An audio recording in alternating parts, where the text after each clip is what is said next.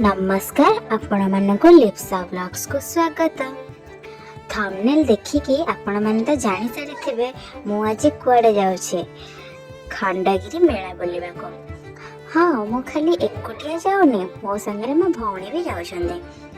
आज आमे तिनी भौणी खंडगिरी मेला घंटे देबो। खंडगिरी मेला रे कौन सब मिलुथिबो के जाने, एया खाली मु भाबी भाबी गाड़ी चलाउथिली। ए आम खंडगिरी मेला को मु पिला दिने ही जाइथिली आ आज जाउछे। ओह की खुशी लागुछि मते। जरी पड़ुछि देखो देखो आमे आसी पहुंची गलु खंडगिरी मेला भितरे। माने एते लोक हेते बोले मु केते भी भाबी नथिले। माने मैं पहुंच ही देखिले बहुत ही गहली। एते गहली देखि कि मो हालत किछि एई प्रकार हेतला।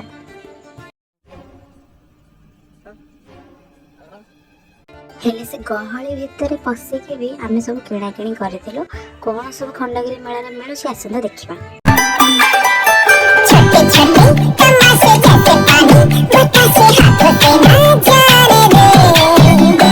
हाले हाले झरके चले कोई खुशी के थोड़ी हवा तो आने दे। दबे दबे पाँव जरा चले आओ ये पल मिलेंगे कहाँ।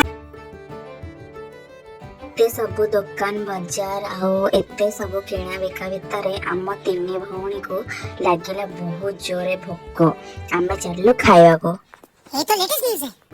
आमे खाइथिलु ठुंका पुरी आउ चाट। चाट तो बढ़िया थिला, हेले ठुंका पुरी एते भी खास नथिला। खाइबा सारी दे आमे संगे संगे किणा किणी करियारे पुणी लागे पड़िलु। एते गहली भितर भी मो दीदी पसी किणुतिला। इतने तेजस्वी लोग हैं हमारे पास, कितने शानदार विचार रखते हैं। सब आमे किणा किणी करलु, सब गोटे बैग रे भर्ती कर देथिलु आ सेही बैग टा मु ही धरिथिली। एते गहली भितर से बैग रो वजन एते थिला, आपण फेस रो देखि के जानि परथबे कि से बैग रो वजन केते थिला। मैं तो थक गई भाई साहब। मेला रो बाहर मो आखि रे पड़िथिला हाथ रे चित्ता करूथिला जगह। बहुत इच्छा होला हाथ रे चित्ता करबा पय। मो गली आ मो संगे मो भौणी मानन को भी टाणी टाणी नेकी गली, से माने भी हाथ रे चित्ता करिए गली। मेरा फुला रसिया मेरा बकसिया जने को खाउची रटुनी। नाली पाला मुतरा थमन चटणी आलो तोर मोरा प्रेम ए खोदारु जटणी।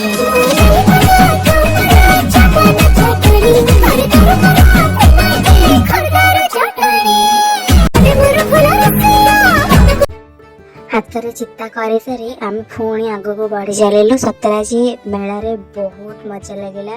हाँ लोक अधिक थिले, से अधिक लोक रे हम मन को मजा लगिला। बहुत सारा जिनस आम किणिकी आनीचु, जोटा कि घर को गले आपन को देखेबी, जोटा कि आपन को बिल्कुल ए वीडियो रे देखेनी। लास्ट रे से वीडियो रे आपन देखि परबे। आपन माने भी आसंतु आ मजा नियंतु। मजा आया।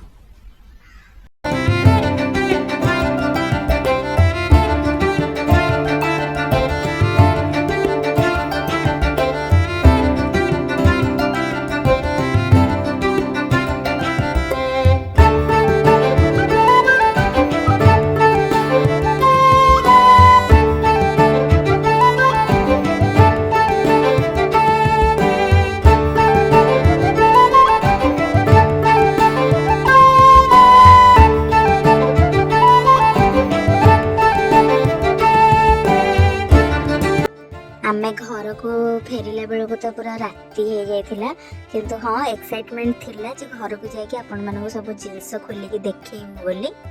आसंतु एबे देखिबा। छोट छोट क्लिप, बैंड, क्यूट क्यूट पूरा क्लचर, ब्रश, बैग आ बरहमपुर प्रसिद्ध आचार। हमको जहाँ किछि हम आखिरे देखा गला, हमको भल लागिला, हम सब किणिकी नै आसीछु। माने छोट छोट क्लिप जो सब क्लचर सबू क्यूट क्यूट जिनस आमको जोड़ा भी पसंद आसला। सबू एथिरे जहाँ भी आप देखुं किछिटा 5 रुपीज किछिटा 10 रुपीज रा थिला 5 टंका 10 टंका रे ही हमको मिल जाइतिला।